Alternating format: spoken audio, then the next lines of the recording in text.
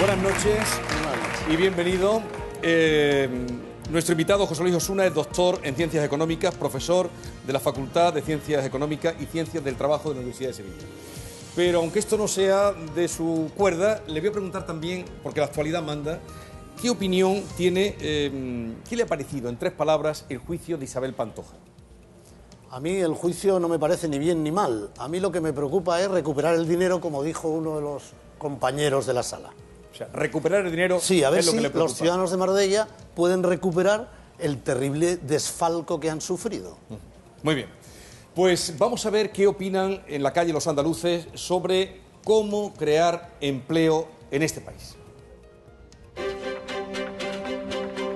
El gobierno no tiene ni idea cómo empezar a crear empleo, puesto que se está viendo. El gobierno no tiene que crear empleo. Yo pienso que el empleo tiene que ser privado. Yo creo que uno de los males de nuestro país es que ha habido demasiado y sigue habiendo demasiados funcionarios y demasiados cargos. En España tendría que haber más trabajo y menos reformas. No sé, la verdad es que las reformas que están haciendo a mí no me parecen positivas. Ellos dicen que sí, que estamos saliendo de la crisis, pero estarán saliendo ellos, porque realmente nosotros seguimos igual todos. Todos los gobiernos, tengo la sensación, por lo que leo, lo están intentando. Lo que ocurre es que creo que el gobierno en estos momentos aún no ha dado con la tecla de cómo salir de esta situación que estamos padeciendo. Cada uno va a lo suyo y ni existen sindicatos en España ni algo parecido. Mientras que estén subvencionados por el gobierno, estarán de acuerdo con el gobierno, no estarán de acuerdo con el trabajador. Yo no entiendo lo que es los sindicatos, porque los sindicatos hoy en día recibiendo dinero están muy bien. Y cuando necesita un problema, muy poquitos son los que se mojan. Y te lo digo por experiencia. Defiendo los sindicatos que son, y creo que son importantes, los sindicatos de distintas profesiones y según la empresa, pero los grandes sindicatos, para mi punto de vista, no hacen absolutamente nada. No creo que la reforma laboral haya sido una herramienta para crear empleo, sino creo que todo lo contrario, ha sido una herramienta para destruir, ayudando a los empresarios a seguir ganando mucho dinero, que es lo que no quieren, dejar de ganarlo. Creo que hay que buscar nuevas alternativas. La verdad es que lo veo difícil, pero hay que ponerse a pensar. La opinión de la calle, hay que buscar nuevas alternativas. Lo ve difícil, pero hay que ponerse a pensar. No está mal, ¿no? Sí, difícil es. Bueno, pues usted ya sabe que la calle opina, el público pregunta, están deseando todos y usted responde. ¿Está preparado? Sí, muchas gracias. Bien. Vamos a empezar por Almería. A ver, por la primera. Adelante, Almería. Laura, empiezas. Hola, buenas noches, bienvenido. A mí me gustaría saber, ¿cómo una empresa más productiva si despide a personal cualificado, con experiencia, que conoce perfectamente el funcionamiento interno de la empresa, para sustituirlo por otro personal temporal, mal pagado y sin expectativa de permanencia en la empresa? Pues yo creo que en tu pregunta está la propia respuesta, evidentemente no. El problema es que se han enfrascado en una dinámica falsa. La dinámica falsa es que la competitividad viene por la vía de los costes laborales. Y no es verdad. La competitividad en el siglo XXI, con las variables de productividad centradas en el conocimiento y la información, viene por otros muchos costes, los costes tecnológicos, los costes financieros. Mira, te voy a poner un ejemplo, si me lo permites. El ejemplo es una pequeña y mediana empresa andaluza, exportadora del sector agroalimentario, no tiene problemas laborales, tiene un convenio colectivo con sus trabajadoras fijas discontinuas, que saben, como tú dices, hacer su trabajo. Tiene 2 problemas, el de las cadenas de distribución y el del banco, que no le presta el dinero de cash flow, de circulante anual, sino es con más avales y más tipo de interés. Pero de esos no se hablan las reformas laborales. Entonces no son productivas. Evidentemente no. Muchas gracias. Gracias, Laura. Vamos a Jaén. A ver, Manuel, que tú sigues paradito. No, digo, desempleado. Eso sí, te interesará mucho, seguro, preguntar al profesor. Adelante. Señor Osuna, buenas noches. La pregunta que le iba a hacer es un poco futurista, porque con lo que ha dicho el FMI, que vamos a salir cuando salgamos, por lo menos un año, mi pregunta es la siguiente. cuando estemos saliendo de la crisis, ¿quién debería crear primero empleo? ¿El sector público o el sector privado? Mire usted, cuando estemos saliendo de la crisis. Sí, claro. Bien, pues en este escenario que yo, coincidiendo con los organismos internacionales, pues evidentemente no preveo en el próximo año ni en el siguiente, pues en ese escenario lo que habría es que tratar de acortar los tiempos. Es decir, en ese escenario, si se cumple la lógica del sistema, el sistema capitalista tiene una lógica, lo que pasa es que se le endulza, y la lógica es que su preocupación no es el empleo, sino la maximización del beneficio. Como su lógica, por tanto, impone primero el consumo, después la inversión y después el empleo. Y con esa lógica, lo único que podemos hacer en situaciones de crisis es tratar de acelerarla en favor del empleo, fomentando o desarrollando la inversión pública. Eso lo dijo un lord inglés conservador y de derechas, que además dijo que el sistema tenía dos grandes problemas. El primero, que la distribución de la renta y la riqueza es arbitraria e injusta. Y el segundo, que el pleno empleo no existe en él. Por lo tanto, solo posiciones de avanzar en generar inversión pública que conlleve empleo para ganar cuota de consumo son las que nos pueden atenuar esos plazos tan graves que trazan los organismos internacionales. Muchas gracias. Profesor, en su respuesta, que hemos seguido todos con muchísima atención, no es para menos, usted ha dicho que ni para este año, avala lo que dicen los organismos oficiales, ni para este año ni para el que viene se contempla salida de la crisis. No, es que he cometido una precipitación. A ver, he dicho que nos ha dejado sí, con el alma en ni vilo. para este año ni para el próximo, y digo más, ni siquiera para el 2017 si continuamos con esta política. Esa fue mi precipitación. Bien, vamos ahora, nos había dejado todo, yo veía las caras y yo mismo. A ver, Cádiz, José María se ríe tan feliz porque él ya está jubilado y ya cobra su pensión y ya no hay problema. Adelante. Bueno, pero al fin y todo estoy muy preocupado, Jesús. Seguro que sí. Y sobre todo con lo último que ha dicho usted, porque claro, la Unión Europea nos lo pone muy difícil. Cada vez más. Aparte de los recortes y demás que le está pidiendo a este gobierno, parece ser que le está exigiendo que abarate los despidos. El señor Méndez de UGT le dice que esto es matar al muerto. ¿Usted qué opina? Pues opino igual que don Cándido Méndez. Opino que esto es rematar al cuerpo yaciente. No se consiguen los objetivos y además, abaratando el despido, no se crea empleo. Insisto, el empleo en el capitalismo se crea a través de aumentar el consumo y después viene la inversión y después viene el empleo. No hay otra lógica. Mire usted, esto es como, perdónenme, los juegos deportivos. El fútbol es con 11 jugadores, con una portería, se grita gol y hay penaltis. Y el baloncesto hay personales, juegan 5 personas y es una canasta. Lo que no podemos es inventarnos la lógica. Y la lógica del sistema es la que es.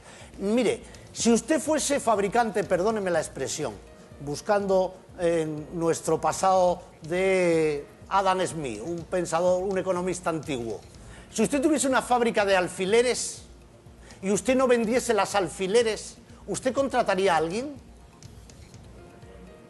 Pues evidentemente no. Evidentemente no.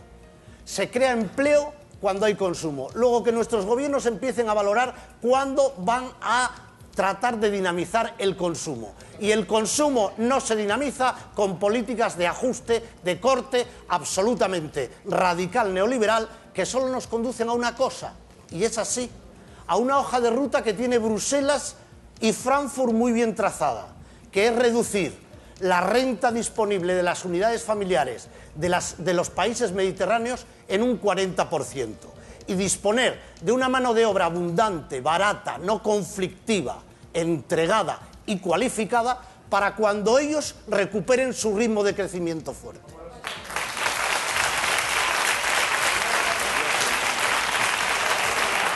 No. ¿Qué quieren decir? Vamos a ver. José María. Lo que sí es cierto, vamos a ver, tendríamos las manos nosotros que este gobierno se diera cuenta de cómo estamos, lo que estamos pasando y de cómo no estamos, y que no estoy contento con mi pensión tampoco, Jesús. Brevemente, profesor, que Perdón, José María ha pillado ya la pregunta. No he entendido la pregunta, disculpe. La pregunta es que si está en nuestras manos, en nuestra poco tono, en nuestras manos el que esto no ocurra. O sea, que no lleguemos al 2015, al 2017. Por supuesto, yo soy demócrata y la voluntad popular es la que tiene que salir adelante. Pues esto es lo que tenemos. Gracias, José María. Gracias. Bien, vamos a Huelva. Alejandro, micrófono para Alejandro, que ha sido el más rápido en levantar. Buenas noches. Buenas noches, Alejandro. Vamos a hablar de modelo económico. Existen dos tipos de reforma laboral, la que por un lado está destinada a crear empleo y beneficio a los trabajadores, y por otro lado la otra reforma laboral, que es la que está destinada a ajustar la economía y hacer competitiva a España con el resto de países. Bien, ¿Existe pues, sinergia entre las dos? Perdóname, Alejandro, pero niego la mayor. Lo primero es que no hay ninguna reforma laboral, yo no la conozco en ningún país del mundo, ni en ninguna situación económica que genere empleo. Ninguna. Pero eso no quiere decir que no exista. Ninguna. Sí, sí, por supuesto. Margaret Thatcher hizo muchísimas. Tienen ahí todo un vademecum para consultar los que quieran aplicar el thatcherismo, que es lo que están haciendo. Por lo tanto, no existe ninguna reforma laboral que genere empleo. En España dicen que no se han hecho. Me cuentan mis colegas de Derecho Laboral que creo que ya se han hecho 17 o 20 reformas del Estatuto de los Trabajadores y solo ha servido para arañar derechos a los trabajadores. No han servido para crear empleo, en ningún caso. Pero lo de la competitividad sí me parece un discurso interesante. Mire, el sistema, pese a que el señor Sarkozy en un momento determinado de esta crisis trató de decir que estábamos en el poscapitalismo, no es cierto. Seguimos en el capitalismo. Y el capitalismo, además de la lógica que le dije anteriormente, se rige por la competitividad. Y la competitividad es ni más ni menos que tratar de producir bienes y servicios con la mejor relación entre calidad y precio para que nos los compren. Bien, yo invito a la reflexión a todos ustedes y a los telespectadores de Canal Sur. ¿Qué es hoy más importante para la competitividad? ¿Producir con nuevas tecnologías o producir con tecnologías atrasadas? ¿Qué es más competitivo? ¿Disponer de crédito y capital financiero que fluya para que se pueda generar la inversión correspondiente y se genere el consumo, o no tenerlo? Pero una pregunta mayor. ¿No son más importantes que los costes laborales los costes gerenciales? ¿Saben ustedes que los consejos de administración de las 35 empresas más grandes de España, las que cotizan en bolsa en el índice IBEX 35, se han llevado de media en el último año 320.000 euros por 12 reuniones de apenas una hora, hora y media? ¿Son más importantes los costes gerenciales o los costes de los trabajadores? Eso es lo que yo me pregunto. Pues es evidente que los costes gerenciales, los costes financieros, los costes de las cadenas de distribución en manos de terceros, los costes tecnológicos, los costes de no inventar, los costes de no innovar. Tienen muchos de ustedes en el bolsillo un teléfono móvil hecho por un pequeño pueblo, digo pequeño porque son solo 5 millones de habitantes, del norte, que se dieron hace muchos años cuenta de que era bueno que todos sus ciudadanos hablasen inglés porque el mundo no iba a aprender finés. ¿Y cuáles son los costes de los derechos de los trabajadores? Pues los costes de los derechos de los trabajadores son, el primero y general, el miedo. Han conseguido dividir a los trabajadores entre los que tenemos empleo y tenemos miedo a perderlo, y los que no tienen empleo y tienen mucho miedo de que mañana tampoco lo van a encontrar. Y en ese miedo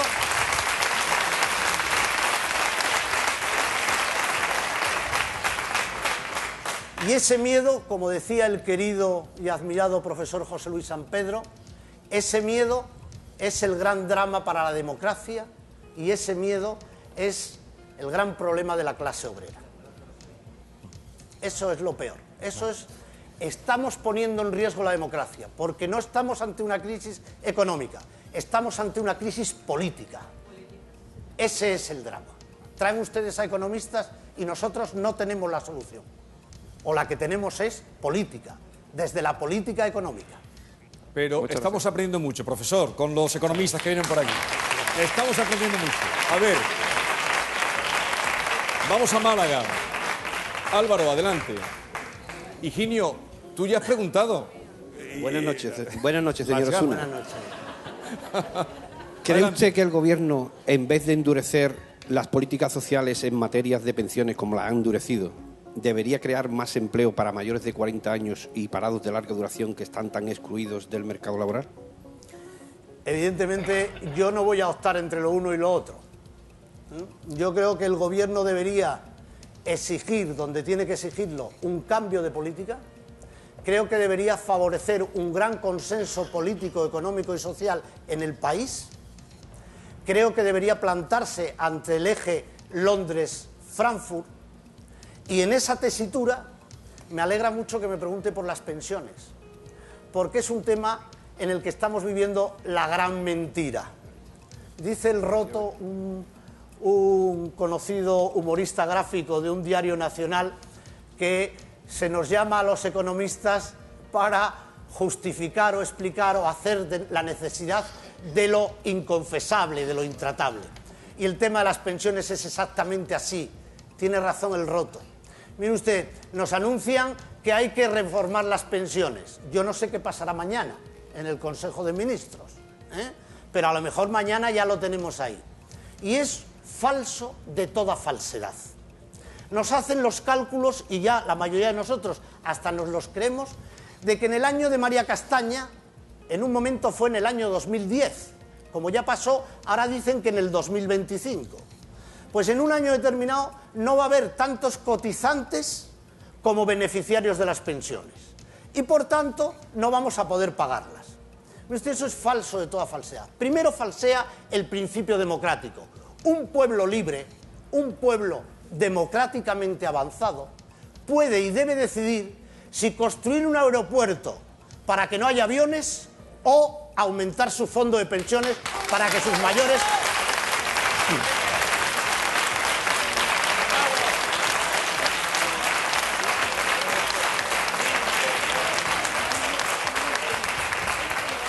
para que sus mayores tengan una vida digna. Pero además es falso de toda falsedad desde el punto de vista económico, porque no depende de la demografía. La demografía es una variable, claro que sí, pero no la determinante.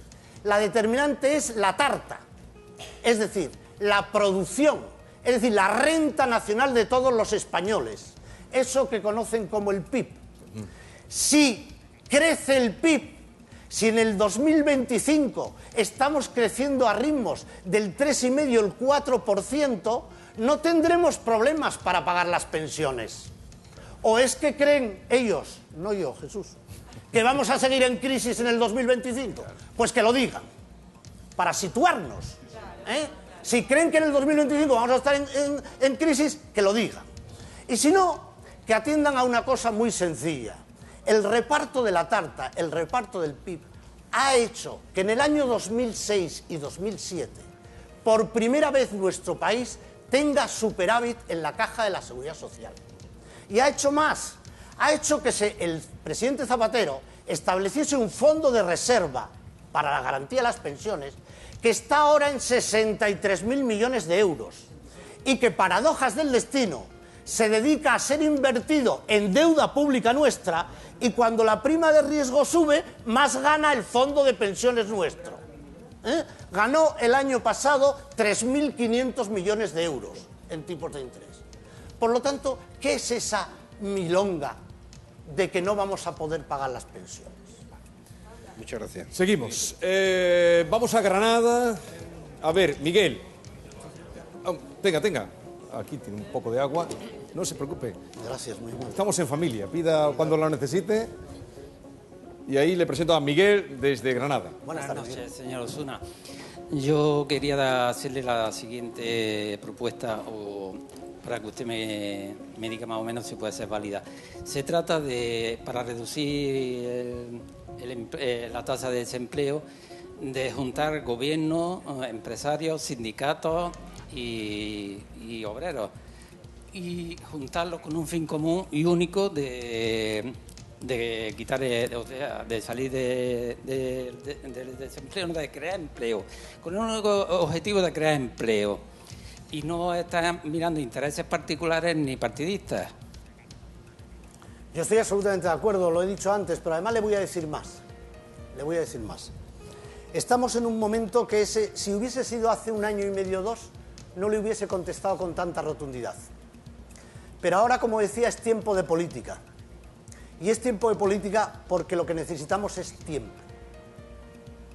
Y esa variable no es económica, esa variable es política. Se administra desde el liderazgo político. Y se necesita un gran pacto político y económico, como usted dice, para crear empleo. Pero antes hay que dar los pasos suficientes. Este país está padeciendo una depauperación de la renta de sus clases medias junto a un grave proceso de corrupción política. Y la suma de eso, a la luz de la historia, es el fascismo. Yo sé que cuando se habla de fascismo muchos pensamos en golpes militares. Evidentemente en el siglo XXI y en los países desarrollados no será así. Pero serán a lo mejor de tecnócratas que vendan su realidad. Por eso, en este país necesitamos un gran pacto político y económico para tener el tiempo suficiente, primero, para la regeneración política. Y segundo, para imponer a Bruselas, para exigir a Bruselas, para explicarle a Bruselas que no se puede recortar el 3% del Producto Interior Bruto de una economía como la española en un año, si no es a cambio de aumentar su deuda y, consecuentemente, su déficit futuro. Hay que decirle a Europa que vamos a tener, dice el Fondo Monetario Internacional, un 100% de deuda. Nunca la hemos tenido. Estamos ahora en el mismo máximo que tuvimos en 1910, el 88%. Debemos este país 880.000 millones de euros y vamos a deber 1 billón de euros exactamente por esa política. Luego habrá que decirle a Bruselas que te voy a pagar, pero no en los plazos que tú quieres. Si quiere y me lo permiten, les cuento un ejemplo muy sencillo. Pero brevemente, profesor. Para crear empleo sería suficiente, o sea, sería beneficioso juntar todas las partes. Sería muy beneficioso, sería absolutamente necesario para este país que se plantee que lo que está en riesgo es la democracia. Pues de eso se trata mi pregunta. A ver, profesor, el ejemplo sí es breve y nos aclara el discurso. No, el ejemplo para contar en Bruselas es muy sencillo. ¿El ejemplo para? Para contar en Bruselas, sí, es muy sencillo, es muy elemental. Sí. Mire usted, había una vez un agricultor asturiano de minifundio que tenía un vecino que le debía 5.000 pesetas. Y aquel hombre había tenido, el vecino que se lo debía, había tenido un accidente en la mina y había perdido su empleo y no había, la unidad familiar no había podido hacer las tareas agrarias. Y se presentó en casa del otro señor. Le dijo, mira, Antonio, no te voy a poder pagar los 1.000 duros. El hombre salió de la casa con una ternera. Sí. Es evidente, Antonio era inteligente, además a lo mejor de honrado y solidario vecino, pero sobre todo era inteligente. Le podía insultar, le podía pegar, pero no podía cobrar los 1.000 duros si aquel hombre no empezaba con una ternera. Pues eso hay que decirle a Bruselas, que el ajuste por el ajuste lo demostró, están siguiendo el consenso de Washington de finales del siglo pasado. Es una antigualla en política económica. El ajuste por el ajuste no lleva más que a más déficit, más deuda y más paro. Seguimos. Gracias, Miguel. Gracias. Vamos ahora a Sevilla. José Antonio, adelante. Buenas noches, profesor. Vamos a ver. ¿qué habría que hacer para emplear a esos 850.000 jóvenes que han dejado de buscar empleo, desanimados, desde el comienzo de la crisis? ¿Pasa esto obligatoriamente por seguir bajando los salarios como viene planteando el Gobierno o el Banco Central Europeo? Evidentemente por la bajada de salarios no, porque la bajada de salarios lo más que puede conseguir es que acaben despidiendo a el padre que gana 1.700 euros y sustituyendo por el hijo que va a tener que aceptar 700. Luego, eso ya lo hemos probado. Además, en España, tampoco es una cuestión de reforma laboral, no tenemos uno, tenemos dos tipos de contratos para jóvenes. Y son como esos mini jobs de los alemanes, porque el contrato en formación para menores de 30 años llega apenas a 525 euros al mes y el contrato en prácticas está poco más de 400.